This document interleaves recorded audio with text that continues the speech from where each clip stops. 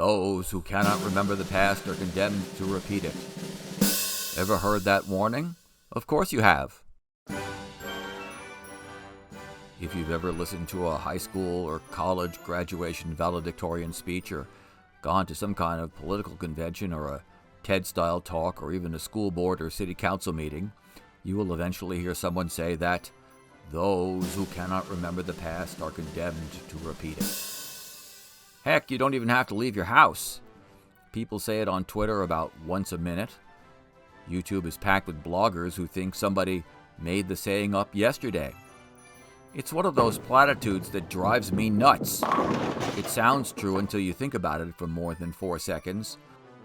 So here are 4 reasons why those who cannot remember the past are condemned to repeat it doesn't really make much sense.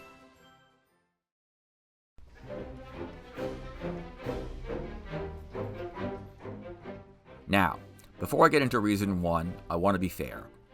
The quote I'm discussing comes from a passage in philosopher George Santayana's 1906 book, The Life of Reason. Here it is in full. Progress, far from consisting in change, depends on retentiveness. When change is absolute, there remains no being to improve, and no direction is set for possible improvement. And when experience is not retained, as among savages, infancy is perpetual. Those who cannot remember the past are condemned to repeat it. Well, if you started to feel a little sleepy listening to that paragraph, let me recap. Santayana meant that societies, like people, need to learn from experience. That's what makes us adults. So we need to heed what people often call the lessons of history. But here's the problem.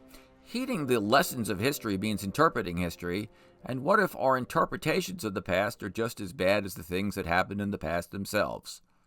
For example, here he is, everybody's favorite lessons of history guy, Adolf Hitler. In 1938, Hitler started making this big fuss about Czechoslovakia, which he said had a huge chunk of land that really belonged to Germany. And now he was going to make a lot of trouble if he didn't get it back. So Britain and Italy and Germany and France had a big fat conference in Munich, Germany, and they gave Hitler an area of Czechoslovakia called the Sudetenland.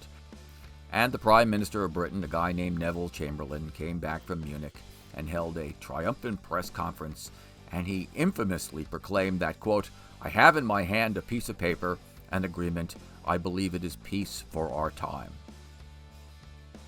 A year later, Hitler marched into Czechoslovakia and took over the whole country. A year after that, he invaded Poland and World War II began. Chamberlain's naive acceptance of Hitler's demands has been remembered ever since as appeasement. The lesson: don't give in to bullies, they'll just demand even more. The problem is that throughout recent U.S. history, we've applied the lessons of appeasement in the most disastrous ways. We sure didn't appease Vietnam. How did that work out for us? We certainly didn't coddle Afghanistan, did we? 20 years of occupation, and the same people we threw out are back with a vengeance. And in Iraq, it's hard to tell what's worse, the dictator we overthrew or the bloody chaos that we've left behind. We applied the get tough, no appeasement memory of Hitler and Chamberlain to all 3 of those situations, even though the context was totally different. It turns out that there's something even worse than not remembering the past, and that's remembering the past and misapplying it to the present.